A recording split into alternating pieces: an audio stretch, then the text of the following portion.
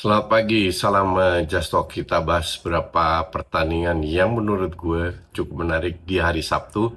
Di hari Minggu ada beberapa pertandingan yang menarik juga, terutama Arsenal Chelsea karena kita ada live reaction di halftime show. Di situ ada gue, Panji, Jaswin, dan Glenn. Kita live reaction gratis, bukan untuk member, gratis buat kalian semua. Itu mulai jam 11 kita on air. Sebelumnya itu ada MU, ya MU mungkin bisa di Discord, bisa di Discord. Nah kalau di Discord itu untuk member. Kita ke kita ke Barcelona dulu deh, ke Barcelona dulu yang kemarin bermain ketemu Villarreal, Barcelona. Bentar ini kemana ini matchnya? Yang ketemu Villarreal dan menang. Yang bikin gue agak kesel lagi si Ferran Torres dimainin lagi sebagai apa namanya, sebagai starter dan bermain jelek, maka itu di menit 67 diganti ya Lewandowski. Di tengah Olmo, Lopez dan Bernal tidak ada Pedri, De Jong cedera. Pedri baru fit jadi dimasukkan, tapi Barca bermain menurut gue cukup bagus, mereka cukup bisa menguasai pertandingan sehingga ya banyak shots yang banyak sekali peluang. Hat-trick pertama untuk Lamine Yamal, gol pertama keren, gol kedua lebih keren lagi. Jadi ya ini di La Liga sangat seru, artinya beban sekarang berada di Real Madrid di mana mereka ketinggalan 1 poin. Barca is back on track. Gue selalu ditanya apakah Barca bisa juara, apakah bisa juara Champions League, bla bla. Semua bisa kalau seandainya fitness. Masalah dengan Barca sebenarnya bukan permainan, ya permainan juga, tapi menaruh pemain tim yang terbaik. Dan di situ gue bilang berapa bulan Flick tidak menjalankan jobnya sebagai pelatih dengan benar karena dia terlalu bereksperimen sehingga tim yang tahun lalu menjadi line up yang tahun lalu menjadi juara itu sedikit diabaikan, sehingga Barca juga terseok-seok ikut Real Madrid yang menurut gue sama sekali nggak perlu. Pada saat Flick menurunkan tim terbaiknya dengan Lewandowski, Rafinha, Yamal, Fermin Lopez atau Xavi di belakang Pedri dan De Jong. Terus lu punya Cancelo nggak dimainin juga, dia mainin Balde sama Kunde.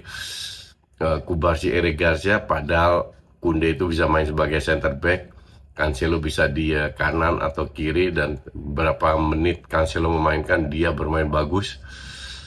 Tapi kemarin nggak diturunin lagi, gue nggak ngerti ini maunya apa nih si pelatih nih.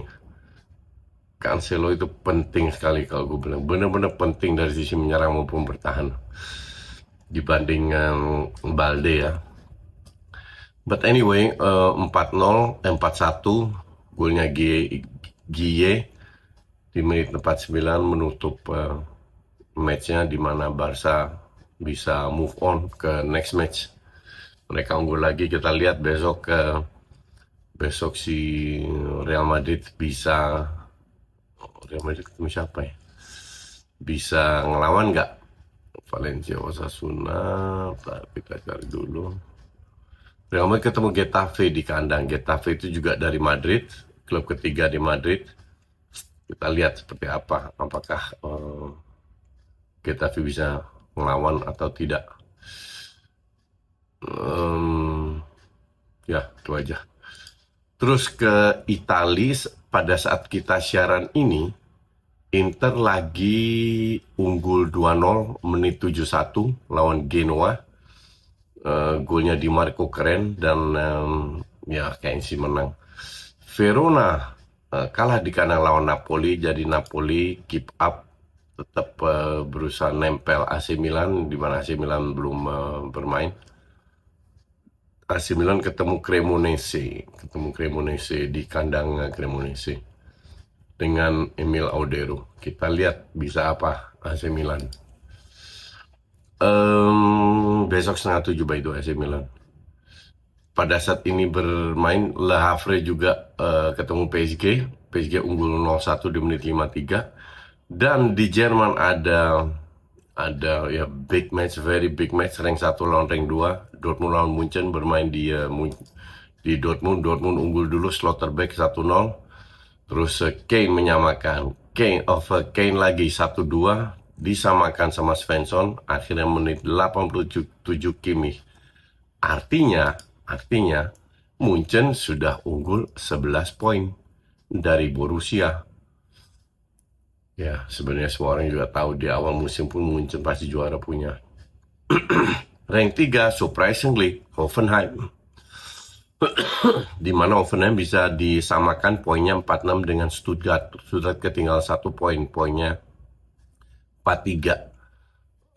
Leipzig juga 23 poin dengan 41 poin di bawahnya. Leverkusen berada di rank 6. Leverkusen ini akan ketemu Arsenal rank 6 di Bundesliga.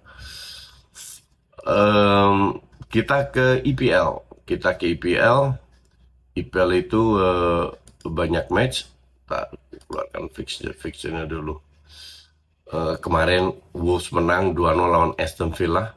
Bournemouth 1-1 Sunderland. Burnley lawan Brentford itu 3-4 skor. Sebenarnya di menit 97 itu udah 4-4. Ternyata dianulir lewat VAR, handsball kalau nggak salah. Jadi Brentford menang. Newcastle kembali menelan kekalahan di kandang sendiri, di mana biasanya Newcastle canggih di kandang sendiri. Kali ini lawan Everton di mana match sebelumnya jelek banget mainnya.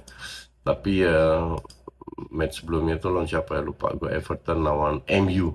Ya, lawan MU menang 1-0. Everton benar-benar jelek, sangat layak kalah. Kemarin bounce back. Kali ini Castle yang jadi korban. Castle ini jelek banget di IPL, rank 12 sekarang. 5 match terakhir, 4 kalah, sekali menang. Sementara di UCL, mereka on fire. Ya, lu bisa ngantem Karabakh dengan 6 gol di away, itu luar biasa. Tapi semua udah bisa kita prediksi bahwa 6 tim IPL naik semua, lolos semua. Karena mengandalkan fisik. Kita ke Liverpool kan, mana tadi matchnya? Oh ya, Liverpool lawan West Ham. Oke, Liverpool nggak ada Wirtz, masih cedera. Jadi Szoboszlai yang bermain di belakangnya Ekitike, salah di kanan Gakpo, terus McAllister. Seperti ini line up lama ya, kecuali Ekitike, line up yang tahun lalu lah kasarnya. Dan Gomez kali ini bermain di sayap kanan, walaupun nanti diganti sama Frimpong udah balik. Konate, Van Dijk, Kerkes. Ya, skornya sih dahsyat, 5-2. Apakah layak lemon? Iya, layak. Ekitike. Tapi surprisingly, kalau nggak salah 3 gol dari 5 gol itu dari set piece. Biasanya Liverpool jelek dengan set piece. Van Dijk, McAllister juga, corner kick ke Ekitike, passing ke McAllister, volley, Graduano, Ekitike sedikit deflect, Gakpo ya, sama disasi own goal. Jadi 3 gol itu dari bola mati. Ya, mungkin Liverpool juga ke arahnya sana. Secara overall, sebenarnya kalau gue lihat West Ham ini ya jelek-jeleknya tuh lebih ke apa ya, ball possession cuma beda 1% loh. West Ham 49, Liverpool 51. Di babak pertama sih, coba gue lihat datanya dulu. Babak pertama sih jelek banget ya sih. 51-49 expected goal, West Ham 0,7, Liverpool 0,5. Total shot Liverpool 0 shot on target, 0 big chance, total 5 shot. West Ham 10 shot on target.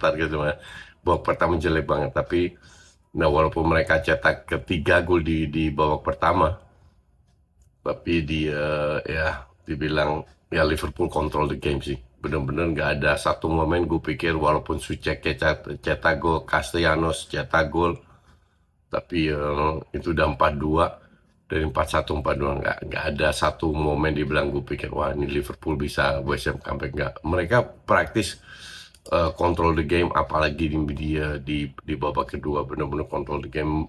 West Ham berusaha berapa peluang, tapi ya kembali lagi West Ham berada di papan bawah bukan karena kebetulan, karena ya end passingnya jelek, decision makingnya jelek, transisinya jelek, sehingga mereka struggling untuk survive musim ini. Nah, match terakhir itu Leeds lawan Man City. Leeds lawan Man City ya orang pikir ya City lagi on fire, Leeds lagi di papan bawah, struggling. Nah, ini kita lihat statistiknya babak pertama. Total shots, ball possession kalah, tapi expected goal Leeds, Leeds 1,27, City 0,98. Total shots Leeds 8, City 4. Big chance dia 3. I mean bener-bener serangannya bagus by the way. Golnya Semenyo itu bener-bener Cherki ke Ait Nuri passingnya persis di depan, kejauhan buat kiper, kejauhan buat pemain, persis ke kakinya Semenyo di sliding. Cuman kalau nonton pertandingan 10-15 menit terakhir diserang habis-habisan. City itu bener-bener kewalahan ketemu siapa namanya, Leeds. Ya, tapi masalah organisasi aja agak berantakan dan kualitas pemain. Cuman fighting spirit dari Leeds ini yang membuat City kewalahan. Bener sebagai fan City, gue rasa 15 menit terakhir itu nggak happy lu nonton tim lu bermain. Tapi ya finally mereka bisa menang. Itu yang pada saat ini penting buat City adalah konsistensi, dan ini mereka lakukan. I mean, kalau kita ngelihat 3 match terakhir, nah itu bener-bener 6 match terakhir mereka menang semua loh, termasuk EFL itu ya 6 match terakhir. Di Liga 5 match beruntun menang semua.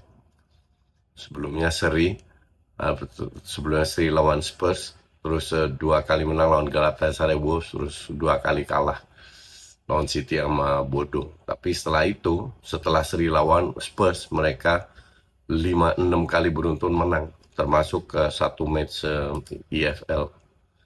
Nanti masih ketemu Forest, Castle, baru Madrid, West Ham. Ya, I mean itunya bagus, jadwalnya sih cukup bagus kalau bilang. Ngeri-ngeri sedap. Arsenal besok harus menang, seri pun gue rasa akan langsung lewat. Harus menang, apalagi kalah. Kalau menang masih bisa bisa bernapas lah untuk ngelawan. Tapi kalau nggak selesai. Oke, itu aja, kita ketemu lagi di halftime show kita jam 11 malam sudah on air. Arsenal lawan Chelsea. Kita lihat apakah Arsenal bisa menang atau tidak. Thanks for watching.